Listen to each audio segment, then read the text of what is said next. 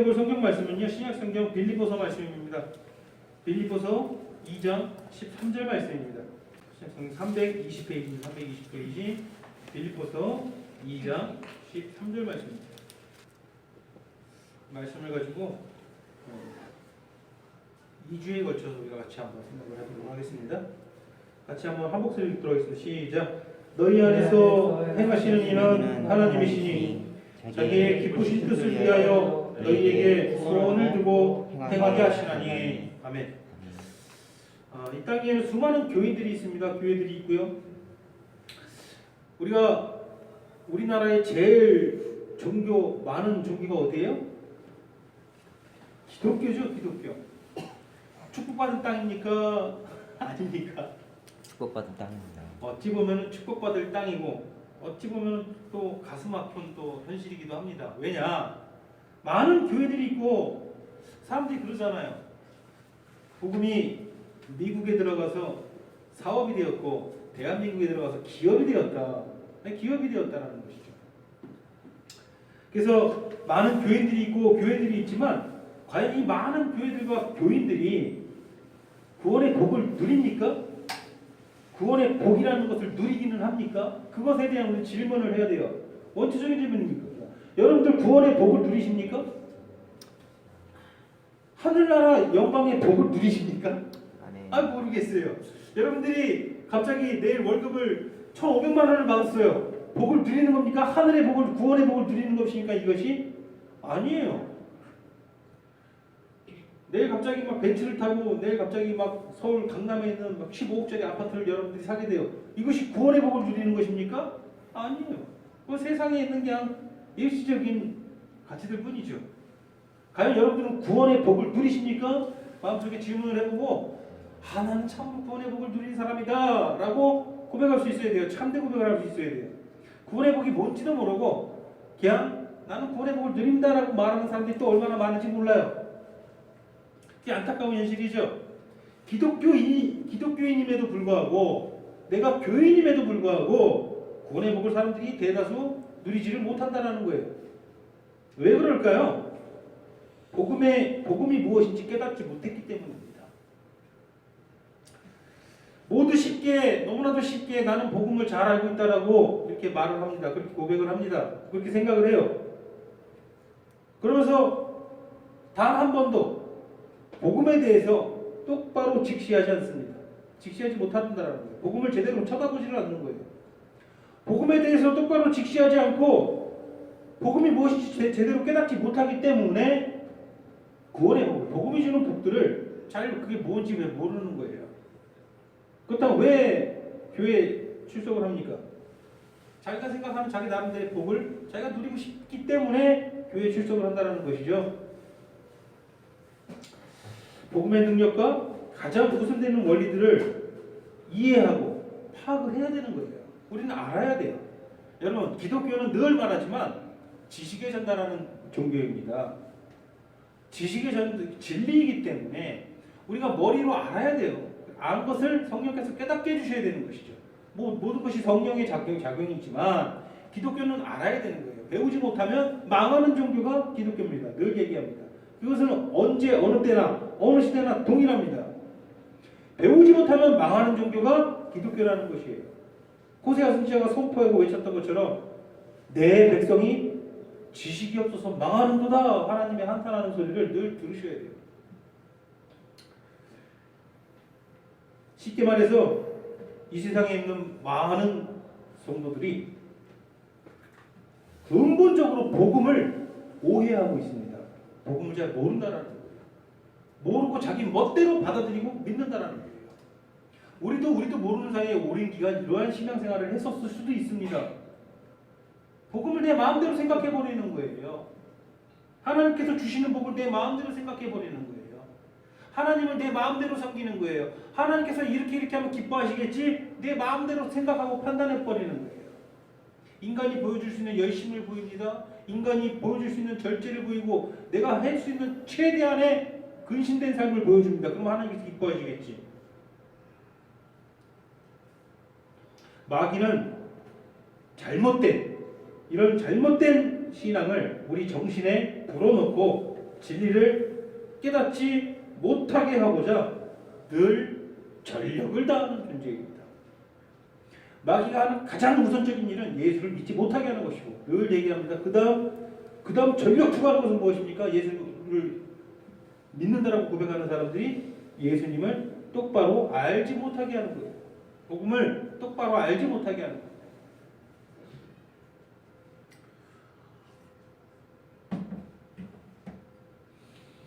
우리 기독교의 가장 기본적인 골자는 무엇입니까? 우리가 가장 근본이라고도 말할 수 있겠습니다. 하나님께서 우리를 붙잡으셔가지고 이 세상에서 끌어내셔가지고 하나님께서 마련하신 저 복된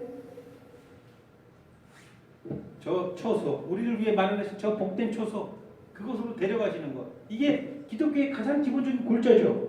그렇죠? 이거 외에 이것처럼 이 말처럼 기독교를 더 잘 표현할 수 있는 게 있어요? 바로 기독교는 바로 이거예요. 하나님께서 이 악한 세상에서 우리를 잡아내가지고 하나님께서 예비하신 것처럼 우리를 데려가시는 것. 이게 가장 근본입니까? 여러분들의 신앙의 가장 근본입니까? 그러면 여러분들의 중심, 삶의 중심은 이 세상에 있는 것입니까? 이 복음의 가장 기본적인 골자가 되는 저 하나님께서 예비하신 거처에 있는 것입니까? 하나님 거죠. 아, 그렇죠. 저것을 바라보고 저것이 우리 삶의 중심에 되어야 하는 거예요. 그렇죠.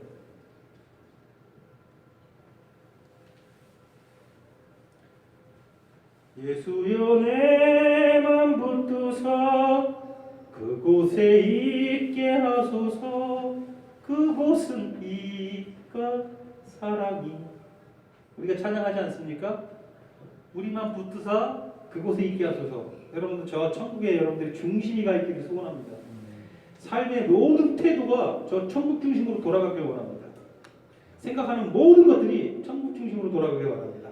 이게 하나님께서 우리에게 복음을 주신 가장 근본적인 본질적인 골자라는 거예요. 우리를 이 세상에서 끄잡아 내셔가지고 저 천국으로 데려가실 거. 우리 그 과정에 있다는 것이죠. 그런데 저 천국복을 우리가 구하지 않는 거예요. 그냥 시종일관 끄잡아낸 이 땅에 속한 복들만 구하는 거예요. 이 땅에 속한 가치들만 구하는 거예요. 그게 비참한 이 시대 대한민국 교회들의 현실이라는 거예요. 물론 100% 그렇지는 않습니다. 엘리야가 이 세상에서 참된 하나님을 섬기는 자는 나밖에 없습니다 하고 죽기를 구할 때 하나님께서 그렇게 말씀하시지 않잖아요. 많이 있다. 너 오해하지 말라. 너가 모르겠지만 내가 예비한 내 택한 백성들이 많이 있다. 우리 눈에 보이는 것은 그 많이 있는 그 사람들이 많이 보이는 게 아니라 대부분 우리 눈에 보이는 것들은 사실 안타깝게도 엘리야가 봤던 것처럼 나밖에 없는 것처럼 보입니다. 우리 교회밖에 없는 것처럼 보여요. 여러분 살면서 지금까지 뭐 교회 출석하는 수많은 사람들을 봤고 여러 교회들을 봤는데 나는 우리 생명수 교회 외에 참으로 하나님을 섬기고 예수 그리스도를 사랑하는 교회와 성도들을 나는 제법 봤다. 한번 손 한번 들어보시겠습니까? 한 분 있습니까? 또 없습니까? 나는 아예 안 본 건 아닌데 거의 못 봤다. 나는 아예 못 봤다. 저는 아예 못 봤다와 거의 못 봤다 그 사이인 것 같아요. 거의 아예 못 본 것 같기도 하고 조금 본 것 같기도 하고. 요즘에 그런 기도를 많이 드려요. 이 땅에 참으로 깨어서 하나님을 섬기고 하나님을 예배하고 예수님을 사랑하는 내가 알지 못하는 그런 사람들과 늘 함께 해주시고 하나님 그 사람들 통해서 영광 받아 주시옵소서. 이렇게 기도를 많이 해요. 여러분들 이런 기도 많이 하시길 바랍니다. 우리 하나님은 온 우주의 주인이시고 내 아버지이시자 모든 피조물들의 창조주 되십니다. 모든 피조물을 통해서 영광 받으셔야 마땅하신 분이 우리 아버지이신데 그렇게 하지 지금 그렇게 되고 있지 못하죠. 이 세상이. 다만 하나님께서 택하신 하나님께 온전한 영광을 돌릴 수 있는 나 외에 우리 교회 외에 여러 성도들이 있다는 거에 내가 감사를 할 수 있는 그런 교회 되기를 소원합니다.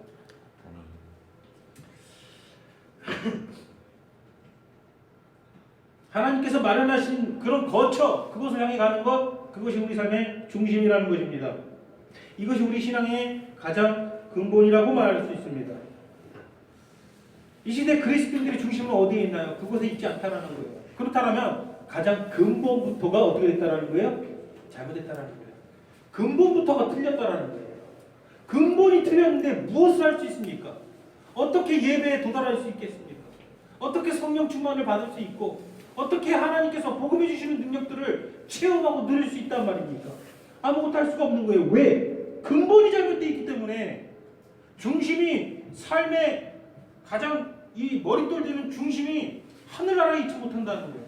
이게 하나님께서 우리를 부르신 골자인데 그게 본질인데 그렇게 있지 못한다는 거예요.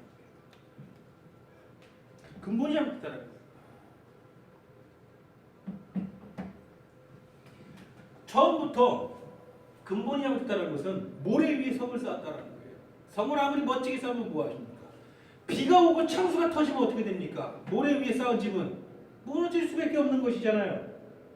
예수님의 비유 말씀이 참으로 합당한 말씀입니다. 근본이 잘못됐다.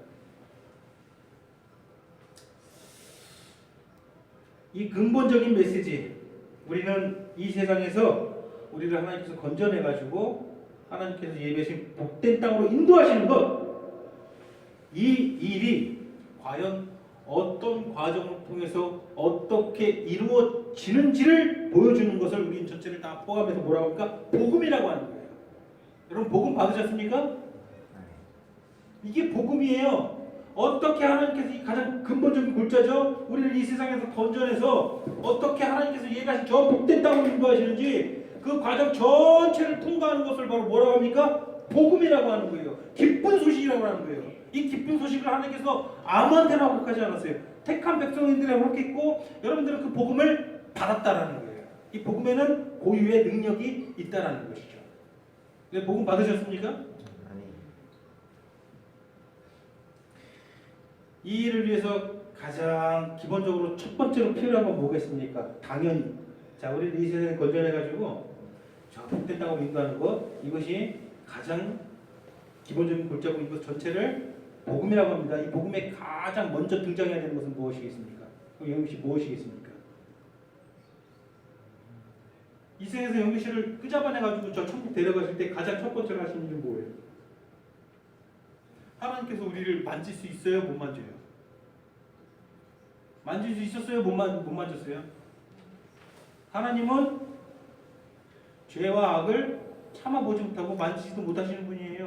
우리를 만질 수가 없었던 거예요. 그래서 가장 먼저 우선으로 필요했던 건 뭐예요? 죄, 사함. 죄 사함이라는 것이죠. 그렇죠? 이거 참 단계별로 잘 생각을 해보세요. 이 복음의 과정이에요. 복음의 단계 가장 첫 번째 필요한 건 죄 사함이었다는 것이에요. 이 위대한 일을 이루기 위해서. 우리를 이 땅에서 건져내가지고 저 천국 인도하기 위해서 이 위대한 과정을 시작하기 가장 첫 번째 하나님께서 해주신 일은 죄 사함이라는 거예요. 여러분 죄 사함 받았습니까? 죄와 죄에 대한 모든 책임에서 우리가 깨끗하게 돼야 돼요. 정결하게 돼야 돼요. 다시 말해서 주 예수 그리스도께서 저 십자가에 달려 돌아가시는 것, 이것으로 우리는 시작을 해야 된다는 거예요. 왜냐? 이 근본적인 시작이 죄사함이고 그것을 위해서 무엇을 했어요? 하나님께서는 예수 그리스도를 땅에 보내주신 거예요. 독생자 예수 그리스도를 땅에 보내주신 거예요. 그로 하여금 이 모든 죄와 죄책에 대한 형벌을 홀로 다 받게 하신 거예요. 십자가에 달려 죽게 하신 것이죠. 그래서 이 복음을 시작할 때 그리스도께서 십자가에 달리신 것으로 반드시 시작을 하는 거예요. 이게 가장 우선으로 나오는 거예요. 이것으로 우리를 정결케 해주셨기 때문입니다. 이제 죄사함 받았죠. 그 다음은 무엇입니까? 죄사함이 끝인가요? 여러분 죄사함 다 받으셨습니까? 그 죄사함 다 받으신 여러분들 이 천국으로 이끌기 위해서 그 다음으로 하나님께서 여러분들이 해주신 게 무엇입니까? 이제 죄사함 받았으니까 다 끝난 거예요? 대부분의 성도는 여기서 끝내버린다는 거예요. 무슨 결정적인 문제가 하나 있어요. 죄사함 받고 끝내기에는. 여러분 죄사함 다 받았는데 저 천국으로 들어가기 위해서 여러분이 어떻게 해야 돼요? 거듭나요. 죄사함 받았으니까 거듭났겠죠. 죄사함 받았으니까 거듭났어요. 어떻게 해야 돼요? 중생했어요. 근데 여러분들이 본성이 변했어요? 안 변했어요? 당장 전혀 변하지 않은 거 같잖아요. 그렇죠? 여러분들에게 뭔가 새로운 기능이 들어가야 돼요. 여러분들에게 지금 없었던 기능, 죄를 짓지 않고 의를 사모하고 죄를 미워하는 것, 사탄의 일을 싫어하고 하나님의 일을 사랑하는 사탄을 미워하고 하나님을 사랑하는 것, 이런 기능들이 여러분들의 안에 없었다라는 거예요. 제사함은 받았으나 그런 기능들이 없었다라는 거예요. 그렇다면 여러분들 안에 하나님께서 뭘 주셔야 돼요? 그러한 기능들을 만들어 주셔야 돼요. 우리에게 그런 기능이 없잖아요. 지금도 그런 기능이 완벽하게 이게 막 작동하지 못해요. 그렇죠? 말씀을 듣고 내가 말씀을 읽고 내가 설교 말씀을 듣고 내가 하나님께 기도를 할 때면은 내가 정말 이 하나님의 뜻대로 살고 싶고 말씀대로 내가 살고 싶고 내가 정말 그러고 싶다는 사모함이 생기다가도 또 돌아가서 세상 살아보는 세상을 살다 보면 나는 여전히 나고 세상도 여전히 세상이고 그대로 세상이 요구하는 건 여전히 그대로고 나는 그것을 또 쫓을 수밖에 없고 내 중심이 거기로 향할 수밖에 없고 또 죄악 속에 파묻혀서 살 수밖에 없는 내 자신을 본다는 거예요.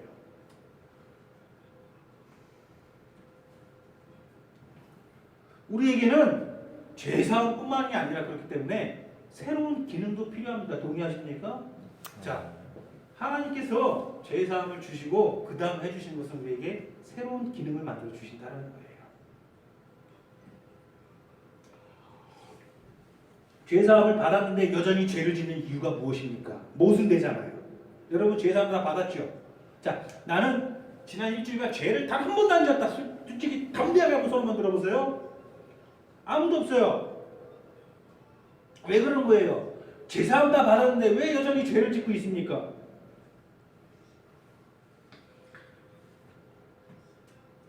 우리의 본성이 망가져 있기 때문입니다. 우리의 본성은 심하게 망가져 있어요. 사람의 본성은. 악한 것을 하는데 우리는 추진력을 가지고 있는 본성을 가지고 있어요. 정말 극악한 어떤 특정한 인간에게만 그런 일이 있는 것이 아닙니다. 도둑질 한 번 하기가 어렵지 두 번 하기 어렵습니까? 두 번 하기 쉬워는 거예요. 학습되는 거예요. 악한 일들은 이렇게 계속. 살인자들 보세요. 왜 연쇄살인마가 됩니까? 그 사람이 평생 40년, 50년 살면서 사람을 한 번도 해치거나 죽인 적이 없고 폭력도 행사한 적이 없는 사람인데 한 번 사람을 죽이고 나서 그 다음에 또 그 일이 쉬워집니까? 어려집니까? 처음 한 번이 어렵지 그 다음은 쉬워집니다. 악한 일은요 사람에게요 학습이 돼요. 근데 반대로 착하고 선하고 의로운 학습이 됩니까? 아니에요. 그게 학습이 잘 안 돼요. 악한 일은 학습이 돼요. 한 번 하기가 어렵지 두 번 하기는 쉽고 세 번 하기는 더 쉬운 거예요. 전쟁 때 월남전 나갔던 참전용사들을 한번 그 사람들이 하는 고백을 한번 들어보세요. 그 사람들이 하는 이야기들 경험담 한번 들어보세요. 처음 막 사람 죽는 거 그러면 막 자기는 총도 못 쏘고 벌벌벌 떨고 막 그러다가 막상 옆에서 이제 내 전우가 같이 총 맞아 죽고 막 돌아다니다 보면은 나중에는 처음에 보는 것만으로도 벌벌 떨던 사람이 나중에는 극악한 짓을 하잖아요. 배트콩들 잡아가지고 숲속에다가 막 귀때기 잘라놓고 막 껍데기 몸 껍질 벗겨놓고 매달아놓고 막 낄낄대고 그런 사람이 득보이는 거예요. 처음에는 죽는 것만 봐도 벌벌 떨었던 사람이 자꾸 악한 일들이 학습이 되다 보니까 이게 인간입니다. 우리는 본성이 망가져 있습니다. 자, 한번 예를 한번 들어볼게요. 강도짓을 해가지고 잡혀가지고 5년 동안 감옥에 갇혔던 사람이 출소를 하게 됩니다. 자, 5년 동안 감옥살이 했으니까 이 사람 죄값 다 치렀습니까? 안 치렀습니까? 죄값 다 치렀죠. 감옥살이 한 것으로 죄값을 다 치렀고 죄사함도 다 받았다라고 볼 수 있습니다. 그렇다면 이제 이 사람이 죄값도 다 치렀고 죄사함도 다 받았으니까 형벌을 다 받았으니까 새 사람이 돼가지고 잘 살 수 있습니까? 이 사람이 뭔가 다른 깨끗한 삶을 삽니까? 아니면 예전 모습 그대로 삽니까? 대부분 예전 모습 그대로 사는 거예요. 다시 또 강도짓을 하고 더 악한 일을 하는 거예요. 또 감옥 가가지고 오히려 더 못된 거 많이 배워가지고 더 악한 일들을 합니다. 왜 그렇습니까? 깨끗하게 살지 못하는 이유가 무엇입니까? 본성이 변하지 않으면 이 범죄자는 계속 범죄자 본성을 가지고 살아갈 수밖에 없는 것이에요. 그게 우리가 처한 현실이라는 거예요. 새 본성과 새로운 지각이 우리에게 필요하다는 것입니다. 하나님께서 새로운 본성과 새로운 지각을 여러분들에게 주셨습니까? 주셨습니까? 근데 왜 여전히 죄를 짓습니까? 새로운 본성과 새로운 지각을 분명히 주셨음에도 옛 본성과 옛 지각이 자꾸 비집고 올라오기 때문이에요. 그게 나를 자꾸 주장하려고 하는 거예요. 그래서 바울이 고백하는 거예요. 내 안에 두 개가 뭐한다 그래요? 서로 싸운다라는 거예요. 끊임없이 충돌하고 싸운다라는 거예요. 근데 세상 사람들은 충돌과 싸움이 있어요, 없어요? 없어요. 그냥 하나의 본성만 있는 거예요. 우리는 싸운다라는 거예요. 하나님께서 주신 거룩하신 본성과 옛 본성이 서로 싸우는 거예요.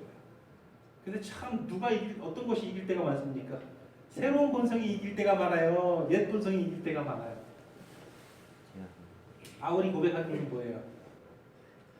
이 두 개가 싸워서 나를 자꾸 끌어내린다라는 거예요. 자기가 자꾸 진다라는 거예요. 그런 다음에 하는 고백이 뭡니까? 오호라 나는 건고한 사람이다.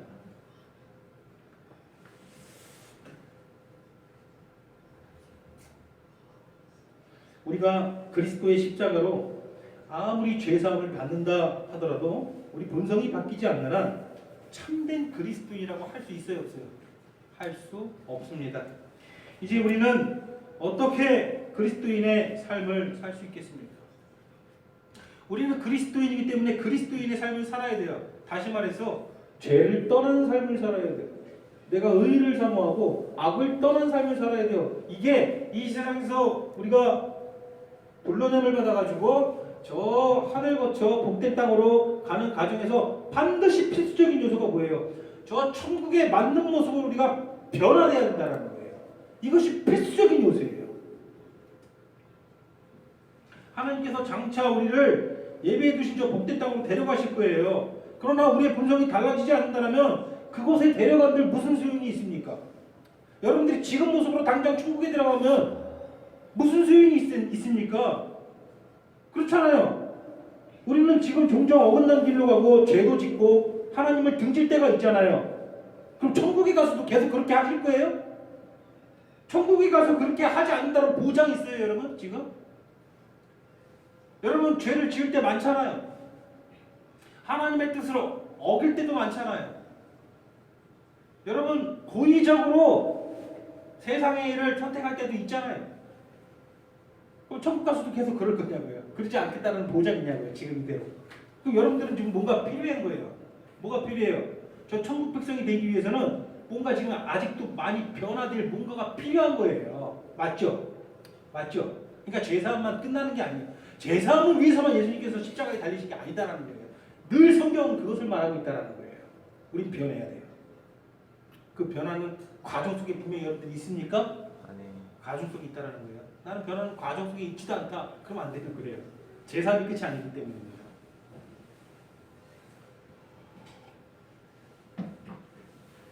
성경을 읽을 때, 말씀을 읽을 때 복음의 능력도 느끼고 그렇게 말씀대로 살고도 싶습니다. 그런 마음도 듭니다. 그런 고백도 합니다. 그런데 또 살다 보면 아까 또 얘기했지만 그게 잘 안 돼요. 세상과 육신과 마귀는 변함없이 존재하고 내 본성은 여전히 악한 본성이 치고 올라옵니다.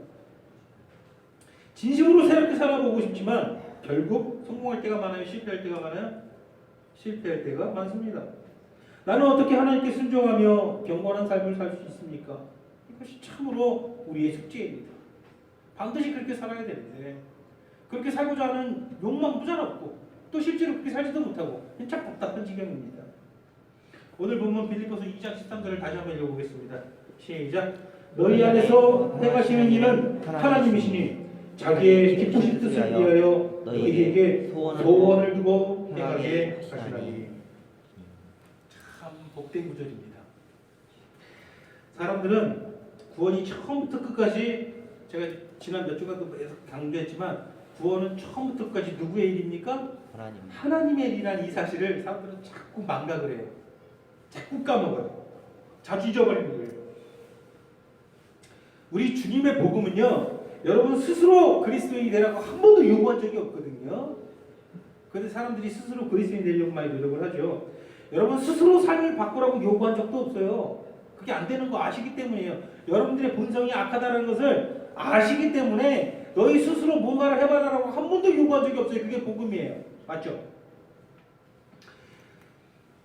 복음은요, 여러분들이 그럴 수 없음을 알고 있습니다. 참 다행스러운 일이죠.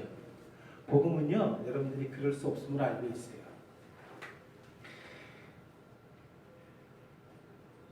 여러분들이 노력을 하면요, 여러분 삶의 여러 부분을 바꿀 수 있어요.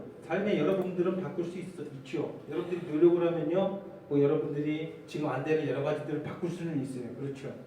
그러나 여러분들 본성을 바꿀 수 있습니까?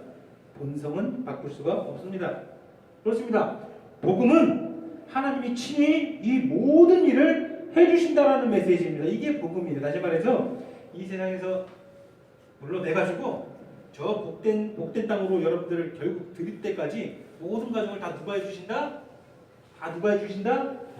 하나님께서 해주신다라는 거예요. 이게 복음이에요. 단 한 번도 여러분들 보고 뭐 하라고 한 적이 없어요. 그렇다면 그 다음 절대적으로 필요한 일이 무엇인지 우리에게 성경은 가르쳐 줍니다. 자, 죄사함 주셨습니다. 그렇죠? 그리고 여러분에게 뭔가 새로운 기능을 주시기 위해서 하나님께서 해주신 특단의 조치가 있어요. 아주 끝내주는 조치가 있어요. 뭡니까 그게? 견인. 예? 견인. 하나님. 하나님의 견인. 하나님의 뭐요? 견인. 견인. 그 견인을 그러니까 어떤 방식으로 해주시는 거예요? 뭔가 특단의 조치를 취해줄 때 여러분들 몸 안에 육신 안에 성령을 주셨다라는 거예요. 할렐루야. 하나님을 찬양하기 바랍니다. 그러니까 성령이 가장 핵심이라는 거예요. 지금 이 교회에게는 여러분들 삶 가운데 여러분 성령 충만하시길 소원합니다. 성령이 우리 안에 계신다는 게 여러분들 육신 가운데 장막을 치고 그분께서 거하신다는 게 얼마나 놀라운 기적입니까? 하나님께서 그것을 여러분들에게 해주셨다는 거예요. 아멘이십니까? 아멘. 이 성령에 대한 약속, 복음에 여러 약속들이 있지만 복음의 약속들 중에 이거보다도 더 크고 놀랍고 위대한 것은 없습니다. 동의하십니까? 아멘. 실로 기독교 메시지의 핵심에 있는 약속이 바로 이것입니다. 구약 성경도요 언제나 이 약속들로 가득한 것을 우리가 볼 수가 있어요. 잠언 1장 23절 내가 나의 영을 너희에게 부어주며 나의 말을 너희에게 보이리라. 이사야 42장 1절에 뭐라고 합니까? 내가 붙드는 나의 종 내 마음에 기뻐하는 자 곧 내가 택한 사람을 보라. 여러분들 보라는 거예요. 내가 나의 영을 그에게 부었은즉 그가 이방에서 정의를 베풀리라. 물론 이 1차적으로 그리스도에 대한 말이지만 궁극적으로 그리스도 안에 있는 교회들을 향한 말이잖아요. 그렇죠? 예수께서 36장 보세요. 또 새 영을 너희 속에 두고 새 마음을 너희에게 주되 너희 육신에서 굳은 마음을 제거하고 부드러운 마음을 줄 것이며 또 내 영을 너희 속에 두어 너희로 내 율례를 행하게 하리니 너희가 내 규례를 지켜 행하리라. 하나님의 뜻을 우리가 지켜 행한다라는 거예요. 새 영을 우리에게 두었기 때문에 이것은 예언이죠. 구약성경도 이런 말들로 가득하다. 우리가 잘 아는 요엘서 2장 28절 뭐예요? 그 후에 내가 내 영을 만민에게 부어주리니 너희 자녀들이 장래일을 말할 것이며 너희 늙은이는 꿈을 꾸며 너희 젊은이는 이상을 볼 것이고 너희 자녀들은 장래일을 말할 것이고 너희 늙은이는 꿈을 꾸며 너희 젊은이는 이상을 볼 것이다. 여러분들은 자녀도 되고 늙은이도 되고 젊은이도 됩니다. 여러분들이 장래일을 볼 것이고 이상을 볼 것이고 꿈을 꿀 것입니다. 성령을 통해서. 믿으십니까? 아멘. 한 구절만 더 볼까요? 이사야 32장 15절 보세요. 마침내 위에서부터 영을 우리에게 부어주리니 참 이게 신약에 대한 예언이죠. 그렇죠? 광야가 아름다운 밭이 되며 아름다운 밭을 숲으로 여기게 되리라. 성령께서 뿐만이 아닙니다. 이사야 44장 3절, 에스겔 11장 19절, 에스겔 39장 29절 계속해서 성령에 대한 예언을 해주시는 거예요. 구약 성경도 이 성령에 대한 약속을 계속해 주시는 거예요. 우리를 구원하신다라는 하나님의 언약 안에는 가장 핵심에 바로 이 약속이 있습니다. 뭡니까? 제사함만 마련된 것이 아니에요. 성령을 보내주시겠다. 이사야 우리가 잘 아는 1장 18절 우리가 잘 알잖아요. 너희 죄가 주홍같이 붉을지라도 눈과 같이 휘어질 것이요 진홍같이 붉을지라도 양털같이 희게 되리라. 이것만 약속해 준 게 아니다라는 거예요. 이거 약속한 다음에 마침내 위에서부터 영을 부어주리니 이 약속도 구약시대에 계속해서 같이 주셨다라는 거예요. 맞습니까?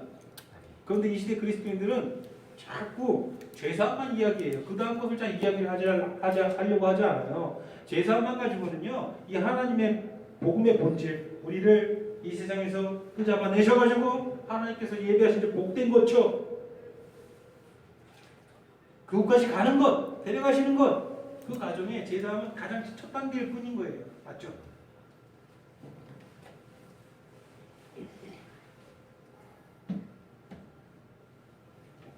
이 약속을 떠나서는 성경을 절대로 여러분들이 이해할 수가 없습니다. 베드로를 보십시오. 얼마나 초라하고 비참한지 몰라요. 그가 얼마나 비참하게 실패하는지 우리가 잘 알고 있잖아요. 너무나도 잘 알고 있습니다. 예수께서 잡히시고 고초당하실 때에 사람들은 베드로를 향해서 이야기합니다. 너도 예수의 당이 아니냐? 그러니까 베드로가 뭐라고 합니까? 모른다. 나는 그를 모른다. 그리고 세 번째에는 저주까지 하면서 나는 그를 모른다라고 얘기하잖아요. 얼마나 비참한지 몰라요. 세 번이나 맹세하고 저주까지 하면서 부인합니다. 그런데 사도행전을 보세요. 그가 얼마나 달라집니까? 능력과 권능이 넘쳐버립니다. 얼마나 담대한지 보세요. 얼마나 성경을 또 잘 이해하고 얼마나 힘있는 말씀을 선포하는지 한번 보세요. 그가 선포하는 말씀을 보시면요, 참으로 위대한 선포들이 많이 나오죠. 사도행전 17장 6절에 보시면 사람들은요, 베드로를 향해서 뭐라고 얘기합니까? 저 사람이 천하를 어지럽게 하는 사람이다. 그렇게 불쬐면서 나는 그를 모른다라고 숨어 지냈던 그가 담대하게 복음을 선포하고 복음을 싫어하는 저 세상 사람들을 보고 저 사람은 천하를 어지럽게 하는 사람이다라는 이야기까지 듣는 거예요. 얼마나 많이 달라집니까? 그렇죠? 이 무식한 뱃사람이 죽는 것이 무서워서 벌벌 떨면서 주님을 부인했던 것이 엊그제 일인데, 이제는 그가 기적과 권능을 행하면서 세상 사람들로 하고 천하를 어지럽게 하는 사람이라는 평가를 듣는 거예요. 이것이 대체 어떻게 된 일입니까? 이거 설명해 보세요. 왜 이런 일이 생겼습니까? 대답은 간단합니다. 대답은 하나입니다. 바로 무엇입니까? 성령께서 행하신 거예요. 누구 안에서? 베드로 안에서. 유일한 대답이 이것입니다. 이거 외에는 다른 대답이 있을 수가 없어요. 하나님의 성령이 이런 변화를 일으키십니다. 하나님의 성령의 작용입니다. 그 성령이, 동일하신 하나님의 영이 성삼위일체 세 번째 위격이시고 동일하게 우리의 창조주 되시는 그 성령께서 우리 안에 장막을 치고 거하십니다. 여러분들 안에 장막을 치고 거하십니다. 맞습니까? 아멘. 다소 사람 사울을 보십시오. 그는 기세가 등등해가지고 예수 믿는 자들을 잡아들였습니다. 그랬던 그가 사도행전 9장에 보시면은 회심 사건 이후 어떻게 변합니까? 그럼 얘기할 필요도 없어요. 우리 바울에 대해서 너무 잘 알잖아요. 그렇죠? 예수를 잡아들였던 그가 결국은 아주 공식적으로 승인을 받기 위해서 저 다메섹으로 가는 도중에 예수를 보고 나서, 예수를 만나고 나서, 그 다음에 성령을 받고 나서 그게 어떻게 변했습니까? 우리가 잘 아는 빌립보 간수도 한번 생각해 봅시다. 성경을 이야기하면서 단순히 어떤 메시지만 전한다기보다는 우리가 성경에서 이야기하고 있는 이야기들을 같이 살펴보는 것은 굉장히 대단하게 유익하다는 생각이 요즘에 많이 듭니다. 이 성령 충만으로 담대해진 제자들이, 이 바울이 이 아시아 지역에서 복음을 전하잖아요. 그렇죠? 아시아 지역이라면 지금은 어디예요? 터키 지역이죠. 뭐 갈라디아 지방, 그렇죠? 성경에 보면 갈라디아, 뭐 이고니온, 뭐 루스드라, 뭐 이런 지역들, 지금의 터키 지역이에요. 그래서 터키 지역에 가면 기독교 유적이 참 많이 있죠. 그래서 그 이후로 점점 동쪽으로 가려고 했어요. 그게 바울의 계획이었어요. 동쪽이라면 어디예요? 여기가 유럽이고, 여기가 딱 중앙에 터키가 있고, 이쪽은 다 어디예요? 아시아죠. 아시아 쪽으로 가려고 했어요. 그런데 성경에 보면 예수의 영이 아시아 쪽으로 가는 걸 허락합니까? 안 합니까? 성령께서 허락지 않는 거예요. 그래서 그가 자다가 환상을 봐요. 어떤 환상을 봅니까? 저 마게도니아, 유럽에 있는 사람들이 우리를 와서 도와줘요. 우리를 이쪽으로 오세요. 하나님께서 보여주신 거예요. 그래서 원래 이쪽은 아시아 쪽으로 가려고 했으나 이 하나님의 메시지를 받고 어디로 갑니까? 유럽으로 가는 거예요. 유럽에 가서 유럽의 첫 번째 도시가 어디예요? 빌립보예요. 그래서 처음 빌립보 유럽으로 와서 첫 번째 그가 만난 일은 뭐예요? 여인들이 앉아 있는 곳에서 하나님의 말씀을 선포할 때 그 여인들 중에 한 여인의 마음을 성령께서 뜨겁게 하십니다. 그게 누구예요? 자주장사 루디아. 그렇죠? 많이 들어봤죠? 이게 첫 번째 회심자예요. 이거 기본적인 성경 상식이죠. 유럽의 첫 번째 개종자는 누구입니까? 그러면은 자주장사 루디아라고 이야기를 해야 돼요. 그래서 그 여인이 바울을 집으로 데리고 와서 이제 식사도 대접하고 이렇게 해서 참 기쁨이 넘치는 것을 볼 수 있어요.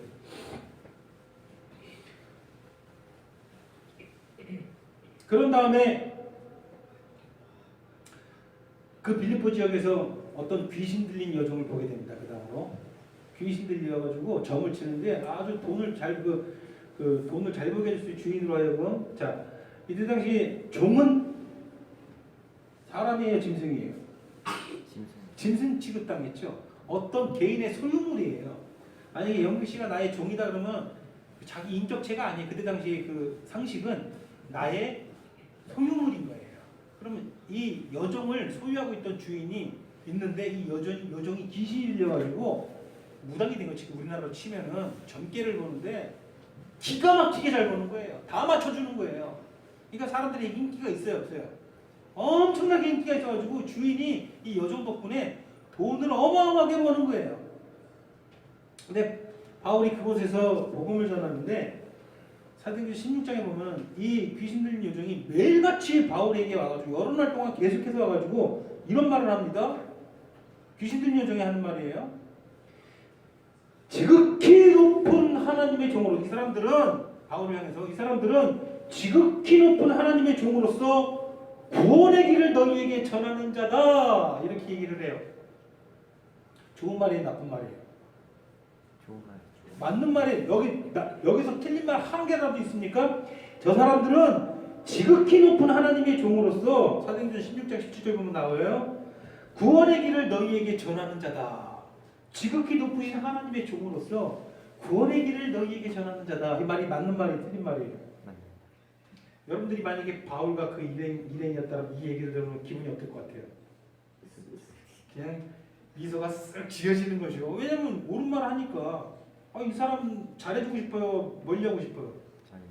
이렇게 옳은 말을 하는데 많은 사람들이 배척하고 그러는데도 이 사람이 가장 핵심적으로 좋은 말을 해주잖아요. 올바른 말을 해주잖아요.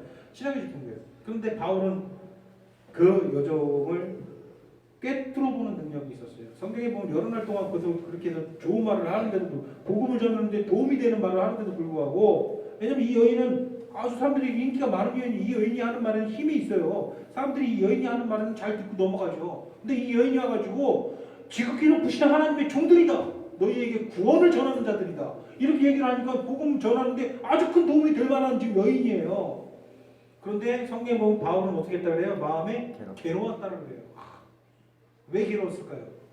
귀신. 이 여인이 귀신 들려서 하고 있다는 거 아닙니다. 그래서 그 귀신을 쫓아내줘요. 귀신 쫓아내니까 이 여인이 능력이 있어져요, 없어져요? 능력이 없어요. 그러니까 이 주인이 어떻게 반응할까요? 너무 화가 나는 거죠. 그래서 고소를 해가지고 잡아가요. 잡아가서 당하는 일들이 참 마음이 아프죠. 옷을 벗겨요. 군인들이 옷을 벗기고 성경에 보면은 심하게 뭐 했다 그래요? 매질을 했다 그래요. 그리고 바울과 실라가 그렇게 잡혀가지고 심하게 매질을 당하고 몸에 다 흉터투성이 돼가지고 감옥에 갇히죠. 그런데 그날 밤에 바울과 실라가 뭐 합니까? 찬송과 기도를 하는 거예요. 그러니까 막 지진이 일어나서 옥토가 그냥 다 흔들리고 터져서 옥문이 다 열려버리는 거예요. 우리가 잘 알듯이 그때 있었던 빌립보 간수 졸고 있다가 딱 눈 떴는데 깜짝 놀라요. 옥문들이 다 열려서 죄수들이 다 나와 있는 거예요. 그러니까 그가 앞으로 당할 그 처벌은 눈에 보이는 것처럼 뻔한 거죠. 나는 이제 비참하게 고초당하다가 죽겠구나. 그렇게 고난을 당할 바에 그냥 여기서 스스로 목숨을 끝장에서 칼을 딱 꺼냈는데 바울이 딱 나와가지고 아무도 안 갔다. 다 여기 있다. 그 칼을 내려놓아라. 내가 어떻게 해야 됩니까? 내가 어떻게 요구받을 수 있습니까? 그 다음에 우리가 너무나도 잘 아는 구절이 나오잖아요. 뭐라고 합니까? 주 예수를 믿는 자, 같이 한번 시작. 주 예수를 믿으라. 그리하면 너와 내 집이 구원을 얻으리라. 간수가 갑자기 두려움이 사라진 거예요. 기뻐. 그래서 그 죄인들 그 바울과 신라를 모셔가지고 자기네 집에 가서 온 가족들에게 소개하고 온 가족들이 회개를 하고 구원을 받고 기쁨 넘쳐가지고 식사를 대접하고 그 상한데 그 상처를 막 치료해주고 막 그 닦아주고 다 해줘요. 이제 그 다음날 이제 뭐예요? 그가 남은 그에게 남은 일은 잡혀가지고 죽는 일이 남아있죠. 근데도 두렵지 않았어요. 그런데 놀랍게도 그 다음날 바로 간수에게 명령이 떨어져요. 죄인들 다 풀어줘라. 그럼 처벌 받아야 받아요? 안 받는 거죠. 그러니까 바울이 뭐라고 해요? 아니 나는 죄 지은 것도 없는데 로마 시민권자인 나를 갖다가 너희가 죄도 묻지 않고 저렇게 심하게 매질하고 감옥에 가두었느냐? 너희 가장 큰 책임자가 와가지고 해명하지 않고는 내가 절대 이 감옥을 나가지 않겠다라고 이야기를 하죠. 담대하죠. 그러니까는 가장 큰 책임자가 로마 시민이라는 얘기에 벌벌벌 떨면서 그에게 와가지고 설득하죠. 죄송합니다. 나오게 되죠. 그러니까 우리가 잘 아는 이야기예요. 자, 이 로마 간서 보세요. 절망한 나머지 자살을 하려고 했던 이 사람이 온 식구와 함께 하나님을 기뻐하는 모습을 우리가 사도행전을 통해서 볼 수 있습니다. 어떻게 이렇게 이런 일들이 가능하게 되었습니까? 뭐가 이렇게 변하겠어요? 답은 무엇입니까? 바로 성령이 들어가면 사람이 단시간 만에 그렇게 변할 수 있다는 거예요. 이게 성령이 하시는 일이에요. 초대교회 3세기경에 우리가 너무나도 위대한 그런 초대교회 교부. 초대교회 교부 하면은 교부라는 말은 무엇입니까?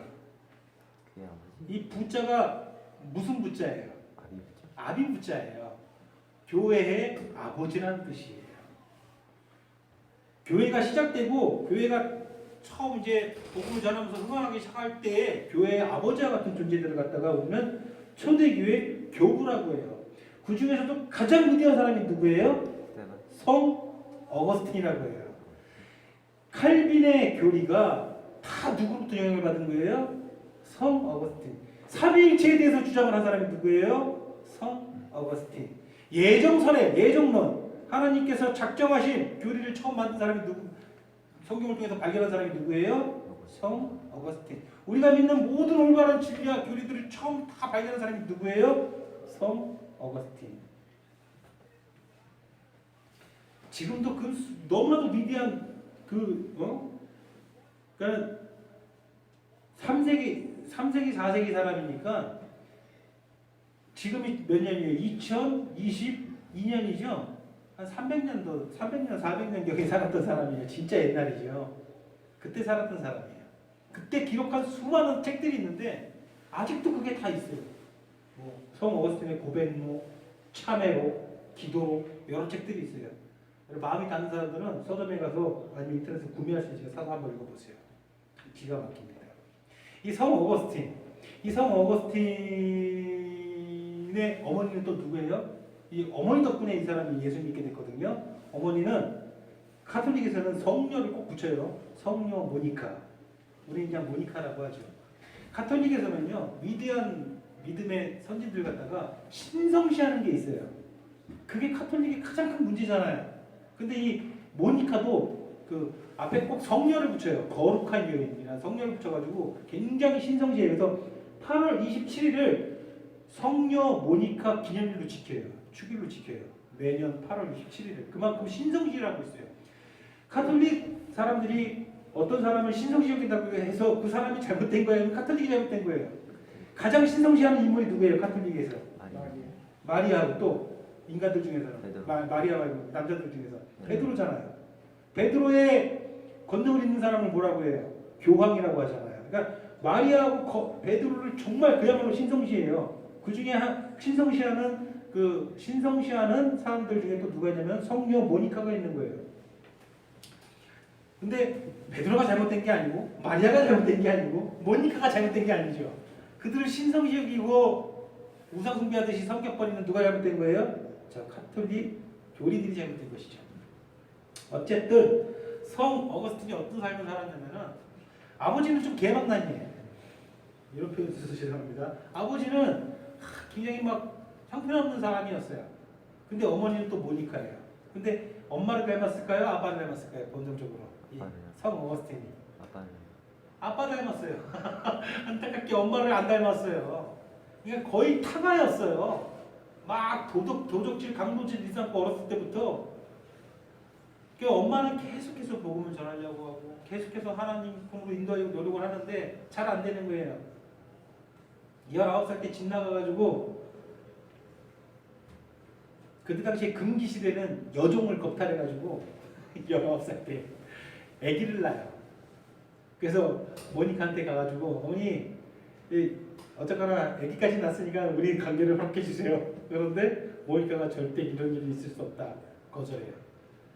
그래가지고 어쩔 수 없이 아기는 낳지만 결혼은 못하고 그 다음에 12살 난 젊은 아가씨하고 다시 결혼을 시켜요. 12살 그때 당시 법에 의하면 12살은 정상적인 결혼 생활을 할 수 없었어요. 14살일 때까지 기다려야 돼요. 근데 그 2년 동안 기다릴 수 있어요? 없어요? 예? 어거스틴이 못 기다리겠는 거예요. 그러니까는 막 타가처럼 이 여자 저 여자 엄청 여성 편력이 심했던 거죠. 이 여자 저 여자랑 막 마구잡이로 막 지저분한 관계를 갖고 사는 거예요. 그러다가 또 그것만 해서 끝난 게 아니라 만이교라는 이상한 사이비 종교에 빠져가지고 30몇 살까지 그 만이교에 완전히 심취해가지고 이상한 짓을 하는 거예요. 그런데 그가 어느 날 참된 복음을 접하고 참된 성령 인자를 경험한 뒤 완전히 우리가 지금 알고 있는 기독교의 모든 교리를 정말 제대로 정립하고 인류 역사상 가장 위대한 기독교 복음 접하자라고 선포되고 있는 사람이 누굽니까? 성 어거스틴 아닙니까? 바로 그러한 사람이 되는 거예요. 뭐가 어거스틴을 이렇게 변하게 만들었습니까? 성령. 답은 하나죠. 성령. 여러분들 보세요. 정말 보잘것없고 너무나도 연약하고 너무나도 자기밖에 모르는 여러분들 반드시 어떻게 될 겁니까? 큰 변화로 이끄실 거예요. 왜 그렇습니까? 성령이 여러분들 안에 있기 때문이에요. 예수님께서 약속해 주신 거예요.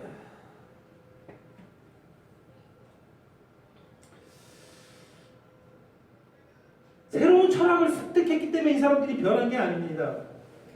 그의 삶에 능력이 들어간 것입니다. 어떤 능력이 들어갔습니까? 성령의 능력이 들어간 것입니다. 이것이 우리 기독교 신앙의 핵심 교리입니다. 기독교는 단순한 가르침이 아닙니다. 도덕과 윤리를 가르치는 것도 아닙니다. 그 어떤 사상과 가르침도 어떤 사람의 근본 본성을 바꿀 수는 없습니다. 그렇죠? 물론 인간의 사상들이 어느 정도 삶에 영향을 끼칩니다. 여러분 불교 사상이 사람의 삶에 영향을 끼칩니까? 안 끼칩니까? 그 사람 삶의 태도에 영향을 끼칩니다. 도교 사상이 영향을 끼칩니다. 이슬람, 가톨릭 사상들이 사람의 삶에 있어서 어느 정도 영향을 끼칩니다. 그러나 영향을 끼칠 뿐입니다. 어디까지나. 본질을 바꾸지를 못한다는 거예요. 복음은 그런 사상이 아닙니다. 복음은 하나님의 성령을 우리 안에 두시는 것입니다. 맞습니까? 이게 얼마나 핵심이고 본질입니까? 여러분들 성령을 왜 이렇게 무시하고 살아가는지 모르겠어요. 왜 이렇게 외면하고 살아가는지 모르겠어요. 알려고 하지도 않고. 기독교는요, 범주가 전혀 다른 것이에요. 범주가 전혀 다른 것이에요. 그렇기 때문에 우리는 반드시 성령이 어떤 분이신지 분명히 알아야 됩니다. 맞습니까? 하나님 아버지께서 인격이시고 주 예수 그리스도께서 인격이신 것처럼 성령도 무엇입니까? 인격이십니다. 어떤 에너지가 아니에요. 그러니까 성령은 아버지도 인격이시요 그리스도께서도 인격이신데 성령도 인격이시라고 자기는 늘 인지하는 사람입니다. 근데 성령만큼은 뭔가 에너지 같다. 두 번째 아니에요, 여러분? 성령 에너지가 아니에요. 성령 하나님도 우리 안에 장막을 치고 거하시는 너무나도 귀하신 인격이신 우리 하나님입니다. 맞습니까? 네. 이 크고도 넓고 놀랍고 영광스러운 교리를 어떻게 모르고서 하나님을 섬길 수 있다고 할 수 있겠습니까? 그렇죠. 반드시 이것을 알아야 되고 이것에 대해서 이번 주 다음 주 정말 우리가 사모하는 마음으로 말씀에 우리가 집중을 해야 되겠습니다. 우리는 경건한 삶을 살고 싶지만 금방 좌절합니다. 그렇죠. 왜 좌절합니까? 왜 좌절해요? 내가 경건한 삶을 살 수 없기 때문이에요. 우리에게 가장 우선되는 질문은 그래서 그거예요. 어떻게 경건한 삶을 살 수 있느냐 하는 것입니다. 그 대답은 간단합니다. 성령 하나님께서 여러분들 안에서 일하심으로 여러분들이 경건한 삶을 살 수 있다는 것입니다. 본문 함성 다시 한번 해볼게요. 시작. 너희 안에서 행하시는 이는 하나님이시니 자기의 기쁜 뜻을 위하여 너희에게 소원을 두고 행하게 하시나니. 복음의 사실들 중 이것보다도 놀라운 것은 없습니다. 여러분 혼자 하는 것이 아닙니다. 죄를 사하시고 새로운 통찰과 지각을 주신 뒤에 여러분 혼자 끝까지 싸우게 하는 것이 아니에요. 내가 죄를 사했고 새로운 지각을 줬으니 너희들 스스로 한번 해봐라. 끝까지 너희들 한번 싸워봐라. 이것이 아니에요. 여러분 혼자 죄와 씨름하게 하시지 않습니다. 이게 하나님이십니다. 성령이 찾아와서 여러분들 속에 거하십니다. 좀 힘드시더라도 중요한 거니까 오늘 조금 더 말씀을 이어가겠습니다. 요한복음 17장에는 죽음을 앞두신 우리 주님의 기도가 나옵니다. 주님은 이제 곧 십자가에 달려서 죽으실 것이고 그 뒤에 사망을 정복하시고 하늘에 오르실 것입니다. 주님 입장에서는 이 한 줌밖에 안 되는 제자 머리들 두시고 어떻게 하실 겁니까? 떠나실 거예요. 그 한 줌밖에 안 되는 제자 머리들. 아까 교회 오면서도 차 안에서도 그런 얘기를 예화랑 같이 했어요. 예수님은 한 줌밖에 안 되는 제자를 두고 그들을 믿고 이 세상 떠나실 거예요. 그들에게 모든 것을 맡기고. 그 한 줌밖에 안 되는 제자 무리가 지금 우리가 알고 있는 저 대형 교회 같습니까? 아니면 딱 우리 모습 같습니까? 여러분 우리 교회 작다라고 실망하지 마세요.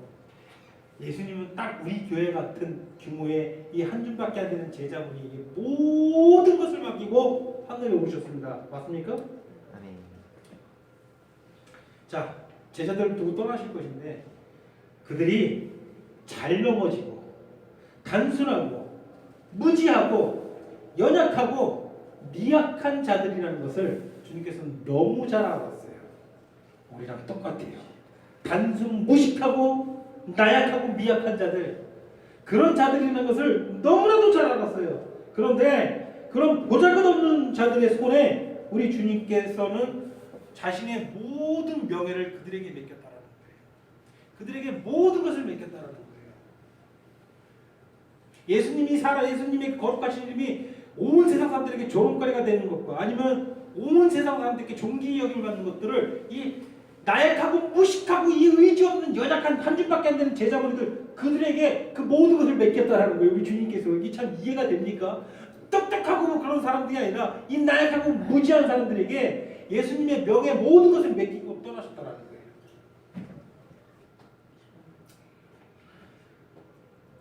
그런 모자란 제자들을 바라보시고 하나님께 어떤 고백을 하십니까? 이게 참 가장 은혜가 되는 구절입니다. 성경 구절 중에서 요한복음 17장 10절에 보면은 내가 그들로 말미암아 저 무식하고 저 의지 없는 저들을 가르치면서 이 기도할 때 제자들은 이제 앞으로 무슨 일 할 거예요? 뿔뿔이 흩어지고 예수님 부인하고 예수님 저주할 거 아닙니까?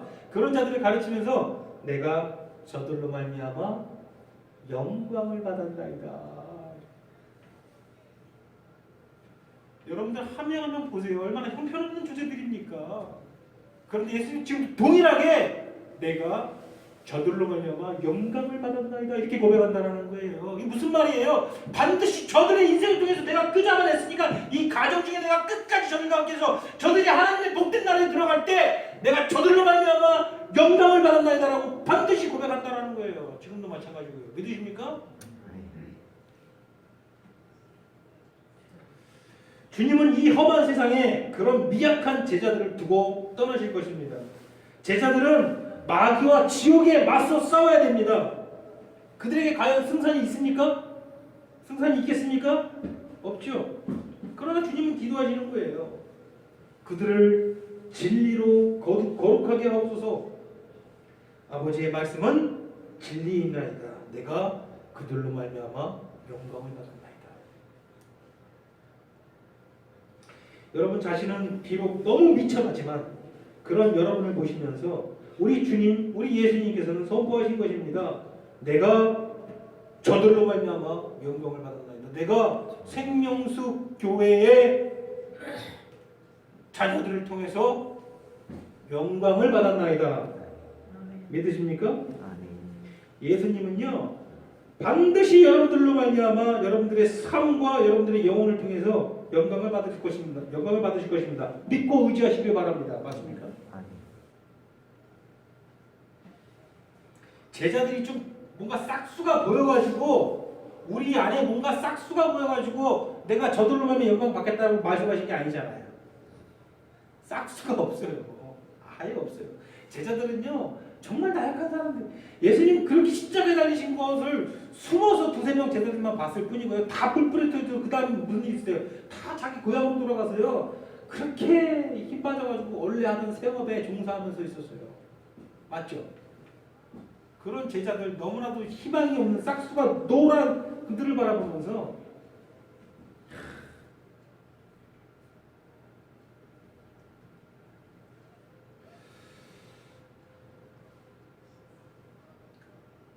그들을 통해서 영광받기 위해서는 그러기 위해서는 이 목표를 위해서는 이 약속을 성취시키기 위해서는 반드시 성령의 능력이 필요합니다. 하나님은 주님의 이 마지막 기도에 대한 응답으로 성령을 보내주셨습니다. 성령께서는 이 목표를 이루기 위해서 우리 속에서 일하십니다. 이 세상 교회는 이 땅의 교회들은 이 문제 때문에 혼돈을 겪고 있습니다. 바로 성화에 대한 잘못된 교리 때문입니다.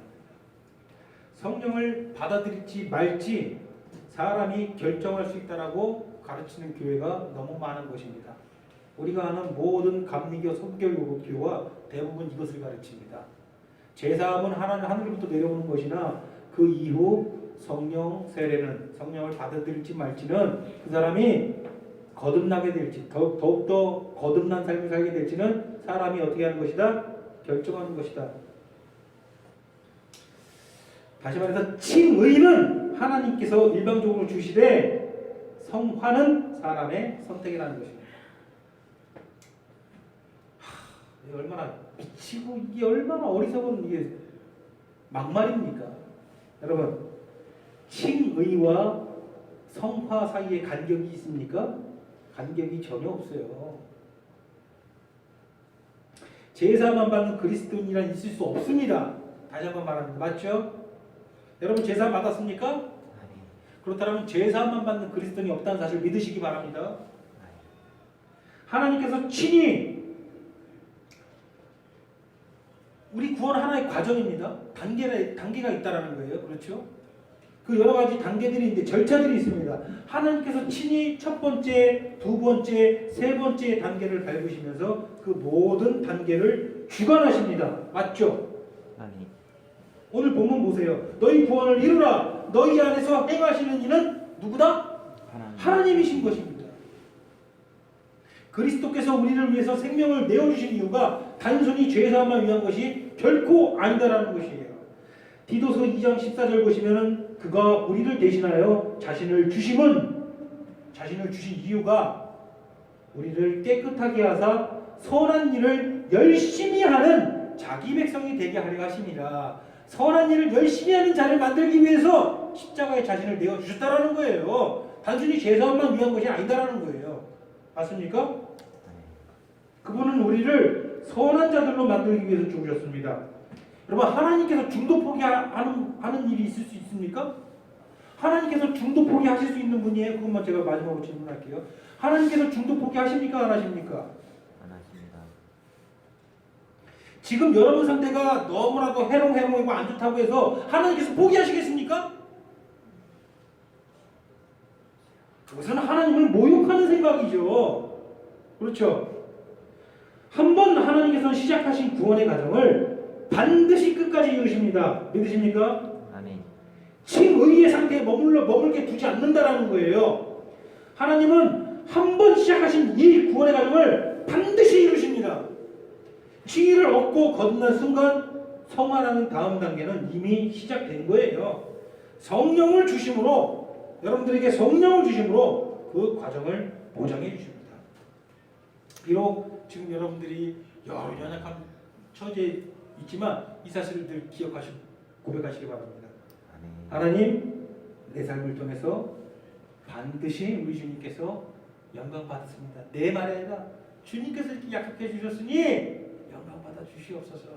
어떠한 처지에 있더라도 이것만 기억하면 여러분들 낙심할 이유가 한 개도 없습니다. 맞습니까? 어떤 상황에서도 여러분들이 내일 당장 죽는다 하더라도 이 미천한 생명을, 이 미천한 삶을 통해서 우리 예수님 반드시 영광 받으십니다. 제 말이 아니라 예수님께서 약속해 주신 것입니다. 믿습니다. 이렇게 고백하시는 그런 우리 생명수의 성도 여러분 되기를 진심으로 소원합니다. 아멘. 기도하시겠습니다. 사랑하는 하나님, 말씀을 통해서 성령이 없이는 우리가 아무것도 할 수 없는 존재라는 거 다시 한번 고백하게 됩니다. 성령 하나님께서 우리의 지각을 깨워주시고 성령 하나님께서 우리의 생각과 마음을 열어주셔서 우리로 똑바로 된 사실들을 보게 하시고 똑바로 된 판단들을 하게 하시고 똑바로 된 생각과 똑바로 된 마음으로 하나님께서 기뻐하시는 그 길을 온전히 감사함과 기뻐함으로 걸어갈 수 있는 그런 충만한 은혜를 우리에게 허락하여 주시옵소서. 늘 성령 충만한 교회 되게 하여 주시옵소서. 예수님 이름으로 부탁드립니다. 아멘.